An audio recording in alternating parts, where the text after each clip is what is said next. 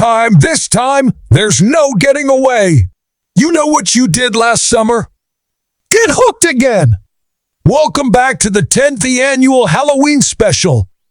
Tonight, we're talking about a film that, just like the first one, which I reviewed on the 8th annual Halloween special, is one of my guiltiest of guilty pleasures, and that is, I Still Know What You Did Last Summer.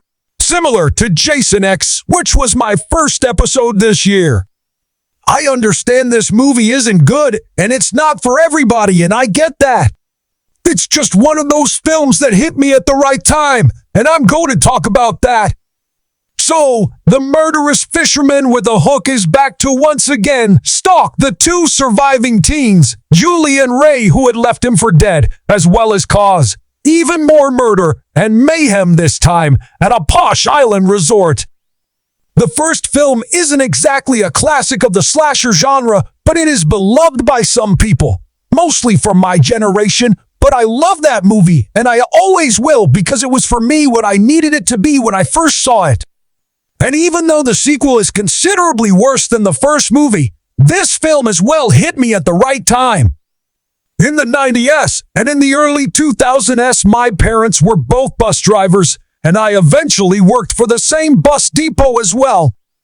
But occasionally on the weekends, they would get assigned a field trip where they had to take the kids to a football game, or band practice, or marching band, or something like that.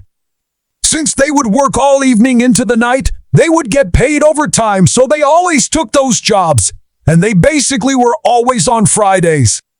So occasionally on Friday, my parents would be out of the house, and I'm like 12 or 13 years old at this point. And so I would look for whatever was going to be on TV. And on one of those nights, there was some kind of horror marathon going on. I can't remember if it was on TBS, TNT, or USA. One of those networks was showing a bunch of movies. There was one that I'm going to talk about later in this special. I don't want to ruin the surprise. And I Still Know What You Did Last Summer. It was Friday night. I had the house to myself. I had snacks from the fridge. I had soda, and I had a pan and scan 4x3 version of I Still Know What You Did Last Summer, edited for content with commercial interruptions. And I loved every minute of it. Just like the first film, this movie was one of the very first slashers I ever saw. I mentioned in my review for I Know What You Did Last Summer that Psycho was watched when I was too young on TV, and I loved it. But I Know What You Did Last Summer, Scream, this movie, and another one I'm going to talk about later in the special were very impactful for me at that young age. I hadn't yet seen Halloween or A Nightmare on Elm Street. There were so many things I had missed when I was very young. And so to see a movie like this, it was the perfect gateway into the slasher genre. I recognize, however, that if you're an adult in 1998 and you're watching I Still Know What You Did Last Summer, which was rated R in theaters, you probably thought, this sucks, and there's better stuff out there. You don't have to watch this. But for that kid, it was basically everything in that moment. I felt like I was experiencing something I had never seen before. Over the years, I will watch the movie occasionally every few Halloweens. And of course, there's tons of silly aspects in the movie. There is one absolutely hilarious twist that is now infamous that we'll discuss. There's plenty of questionable performances and story elements that just don't make sense, as well as plot holes, and you can tell that the script was very, very rushed. This movie came out just 1 year after the first one, so they went into production on this sequel very quickly, and it shows.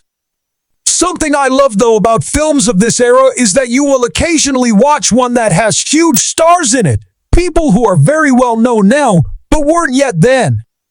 This film has John Hawkes in a brief role early on, where he gets to sing in a car with Freddie Prinze Jr., but more importantly, an uncredited Jack Black, and he is fucking hilarious in this movie. I wish he was around for the whole film. Jeffrey Combs from Reanimator fame also shows up as an asshole desk clerk at the hotel in the Bahamas. The inconsistencies in the plot begin pretty early on when Freddie Prinze Jr. is stopped on the side of a road by a car and what appears to be a dead body, but turns out to be a mannequin. That's when the fisherman kills off John Hawkes, and Freddie Prinze Jr. is now on the run to try to save Julie, who's on a surprise trip to the Bahamas with McKay Pfeiffer and Brandy and a guy named Will Benson, which we'll talk about later on in this video. It's going to be fun. What I want to know is, how did the fisherman know that Freddie Prinze Jr. was going to be driving on this road with John Hawkes? And did he wait in the bushes and go, "Oh my God, that's them. Let's park the car this way and get the mannequin situated"? Okay, here they come. Oh yeah, cool, they're stopping. All right, now they're gonna go up to the mannequin and now I'm gonna attack. How did this plan come to be? Did he have to wait in the bushes and hope that somebody would come and it would be Freddie Prinze Jr. and now it's time to set up the mannequin? Or did he set up the mannequin and let a lot of people pass by him go, "Never mind, you're not him. Just go. Just go. It's a mannequin. Don't worry about it. It's fine." This film also does something funny that a lot of 90s movies did, where people weren't quite sure what was going on with technology. Yet there was this strange period when the internet started to become somewhat popular and known in the world, and all of a sudden you got movies like the net, where it was just like the internet is a magical place that does anything you could ever ask for, and there's nothing that makes sense. But don't worry, because it's the internet, and it's magic, and in this film, the fisherman apparently hacks the karaoke machine. I really love this movie. Realistically, though, there is an argument to be made that Julie just imagined that, but it seems like it really happened. That fisherman, he was back there with the wires, "I got it. I still know what you did." The other thing I love about the movie is that the plot heavily relies on the viewer not knowing what the capital of Brazil is. The radio show that calls Jennifer Love Hewitt and Brandy says, if you know the capital of Brazil, you get a free trip to the Bahamas. And they say Rio. And they're like, "You're right. You win."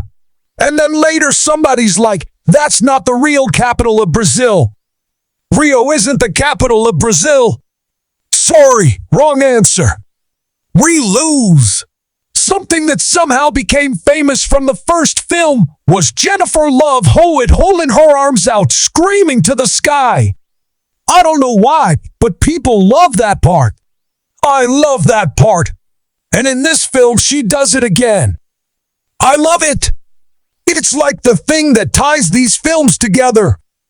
It's not an "I know what you did" movie unless somebody screams to the sky like this. So as the fisherman goes around this resort stalking them, we get a few fun scenes, some actually effective chases, but for the most part, it's a lot of popping out of closets and false scares, people behind somebody. There's also a lot of finding of bodies, and you don't really necessarily see the kill, which is disappointing. And there's a few really horrendous day for night shots that look very amateur. But the best part of this movie, and I mean that because I fucking love it, is the twist. I mean, it's a big eye roll to be serious, but I think it's hilarious and I laugh every time. And I showed it to my friend for the first time last night and he looked at me like, is this for real right now? Like they actually did that. I was like, yeah, they fucking did. And he was like, I have to respect that. Tell me why. Why? Come on, Jules. Think about it. You'll get it. Will Benson. Ben's son. Hi, Dad. The idea that this guy named himself Benson as a way just to get back at Julie for the fact that they almost killed his dad, whose name is Ben. I love that happened. It almost feels like the writer somehow trolled everybody and somehow got it made. It's just so fucking hilarious. And the film also has a last-minute jump scare after Julie shoots Ben like 5 or 6 times, and he falls into a muddy grave. He's somehow in her house. I don't know. That's the dumbest part of the film, to be completely honest, because it was just very obvious that somebody was like, you gotta have a final scare. They never made a third movie, so I guess Julie is just dead. I don't know. I don't like that. I wish that wasn't in the movie, to be honest. It just had a happy ending. Fuck it. I don't need to have the fisherman underneath her bed. I'm well aware that this is a desperate attempt by a studio to cash in on a surprisingly successful movie really fast and just kind of rush it out into theaters. But for that 12, 13-year-old kid that I was the first time I saw it, this was one of my gateway slasher movies, and I've always really appreciated it for that. It's also very watchable as a comfort food movie, if you can get past a lot of the silly inconsistencies and the hilarious twist. I Still Know What You Did Last Summer is a movie that I will always appreciate for those things, even though I recognize a lot of its silly stuff. What's that? Hey! Oh, it's all good. Guys, thank you so much as always for watching. Look forward to more videos in the 10th annual Halloween special coming your way very soon. And if you like this, you can click right here and get Stuckmanized.